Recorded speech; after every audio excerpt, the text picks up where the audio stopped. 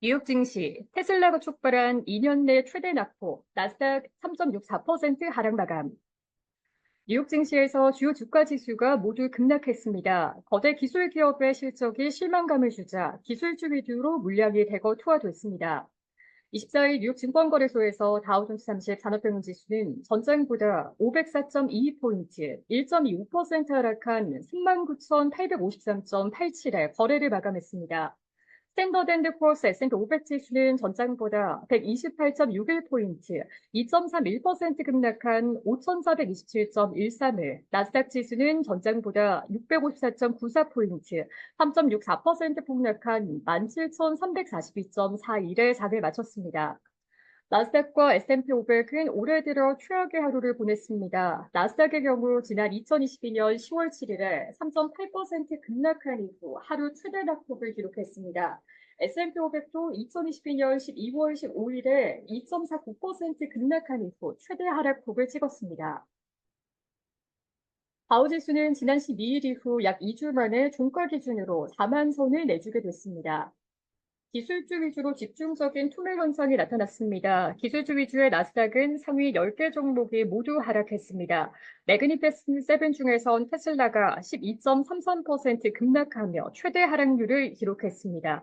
전날 장 마감 후에 발표한 2분기 실적이 실망감을 주면서 투자 심리가 얼어붙었습니다. 월가에선 테슬라 실적을 호평하는 목소리가 이어졌습니다. 시티그룹의 이태희 미카엘리는 2분기 자동차 부문 마진과 전망은 2분기 테슬라 인도량 선방에 따른 주가 상승 추진력을 일부 훼손한다라며 테슬라에 대한 목표 주가를 기존의 274달러에서 258달러로 낮췄습니다.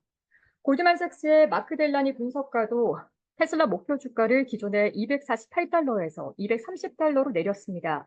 테슬라의 올해와 내년, 내후년의 주당 순이익 전망치도 하향 조정됐습니다.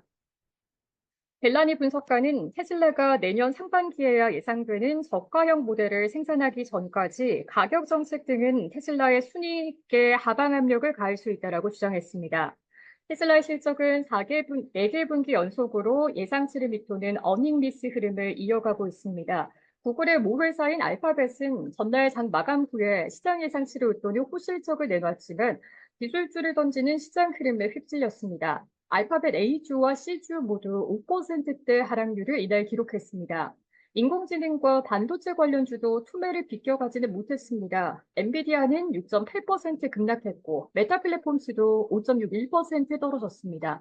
브로드컴이 7.59%, ASML이 6.44%, AMD가 6.08%, 퀄컴이 6.45%까지 올해 잘 나가던 AI 및 반도체주 물량 정리의 대상이 됐습니다. 바이오드의 로스 메이필드 투자전략가는 이날 투매는 과매수와 실적에 대한 높은 기준과 계절적으로 주식의 약세인 기간까지 모두 겹친 퍼펙트 스톰이었다며 이 같은 조정이 투자자들에게 전혀 예상하지 못했던 이벤트는 아닌 이유라고 말했습니다. 다만 유량주 위주의 다우지수가 1%대 조정을 겪었고 중소형주 위주의 러셀 2000 지수도 1.5% 하락한 만큼 전방위적인 주식 투매는 아니라는 분석도 나옵니다. 테슬라가 시장에 실망감을 주면서 투매를 촉발했지만 기업들의 2분기 실적은 전반적으로 양호한 흐름을 보이고 있습니다. 지금까지 S&P 500 소속 기업 중에서 25% 이상이 2분기 실적을 발표했는데 이 중 약 80%는 시장 예상치를 웃도는 성과를 보여줬습니다. 이날 투자 심리를 짓누른 또 다른 요인은 미국의 제조업 업황 부진과 서비스업 활황이 꼽힙니다. 스탠더드앤드포어스 S&P 마켓 글로벌에 따르면 7월 미국의 서비스업 구매 관리자 지수 예비치는 56을 기록하며 전월 대비 상승했습니다. 반면 7월 제조업 PMI 예비치는 전월에 51.6에서 49.5로 내려앉았습니다. PMI는 50일 기준으로 업황 확장과 위축을 나타냅니다. 7월 수치는 미국의 서비스업이 더 확장되는 동안 제조업은 위축 국면으로 돌아섰다는 점을 보여줍니다. 그간 미국의 인플레이션은 뜨거운 서비스업이 상당 부분 기여해 왔습니다. 그런 서비스업 경기는 더 확장된 반면 제조업 경기는 위축되는 흐름은 투자자들이 바라는 그림이 아닙니다. 미국의 6월 신규 주택 판매는 전월과 비교해 소폭 하락했습니다. 미국의 상무부는 6월 신규 주택 판매가 전월 대비 0.6% 감소한 연환산 61만 7천 채로 집계됐다고 발표했습니다. 5월 수치는 62만 1,000채로 수정됐습니다.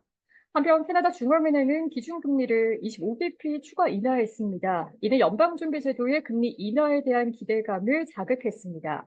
업종별로는 기술주가 4.14% 급락하고 커뮤니케이션 서비스가 3.76%, 임의소비재가 3.89% 떨어졌습니다.